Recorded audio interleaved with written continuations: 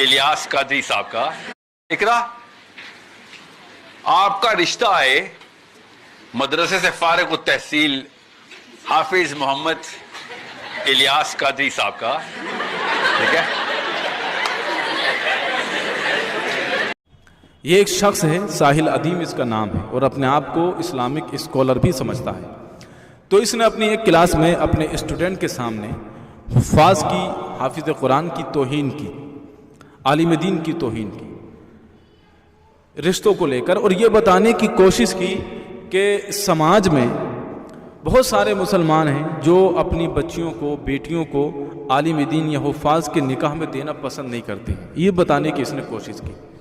تو سب سے پہلے تو میں ساحل ادیم کو ایک مشورہ دینا چاہتا ہوں کہ وہ اپنے گھر یا خاندان میں کسی بچی کا نکاح عالم دین کے ساتھ کرائیں جو واقعی عالم دین ہو، اور پھر اس کی زندگی کی خوشیاں دیکھیں۔ 7 پشتوں تک بھی اگر چراغ لے کر تلاش کرو گے تب بھی تم کو ایسا داماد نہیں ملے گا۔ اب آئیے بات کرتے ہیں کہ ساحل ادیم یا اس جیسے لوگ علماء سے نفرت کیوں کرتے ہیں، کیوں ان کی توہین کرتے ہیں، بغض رکھتے ہیں؟ تو اس کی ایک خاص وجہ ہے۔ دراصل ان کی خواہش یہ ہے کہ جس طرح علماء کو عزت دی جاتی ہے، ان کا ادب اور احترام کیا جاتا ہے، ویسے ہی ادب و احترام، عزت اور مقام ان کو ملنا چاہیے، کیونکہ ان کے پاس بھی دین کی تھوڑی بہت نالج آ گئی ہے۔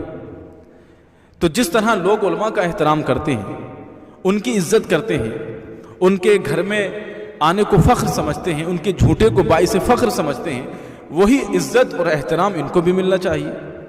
ان کے پاس بھی تو دین کی نالج ہے۔ تو انہوں نے سوچا کہ علماء اکرام کی عزت تو ہم پا نہیں سکتے، لیکن کم سے کم ان کی توہین تو کر ہی سکتے ہیں۔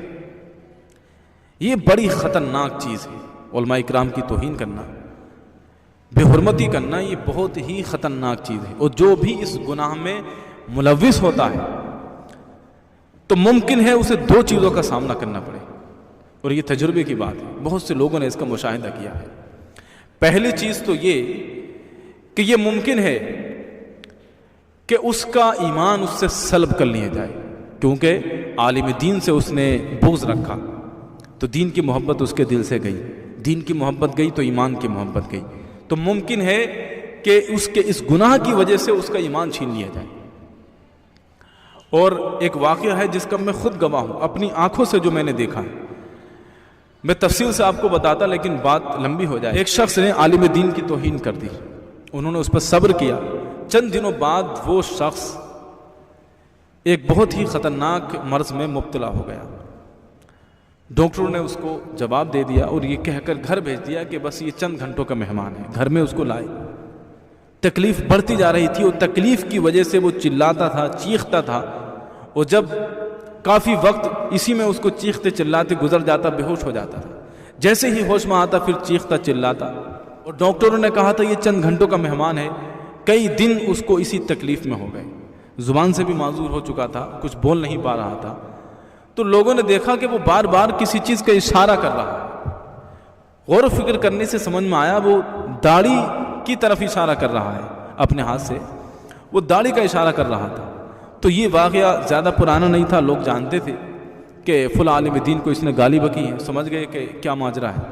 تو ان عالم دین کو بلایا، تو جب ان کو بلایا تو وہ زار و قطار انہیں دیکھ کر رونے لگا، اس کی آنکھوں سے آنسو جاری ہو گئے، معافی مانگی، اور جیسے ہی معافی مانگی تو کچھ لمحات بعد ہی اس کا انتقال ہو گیا۔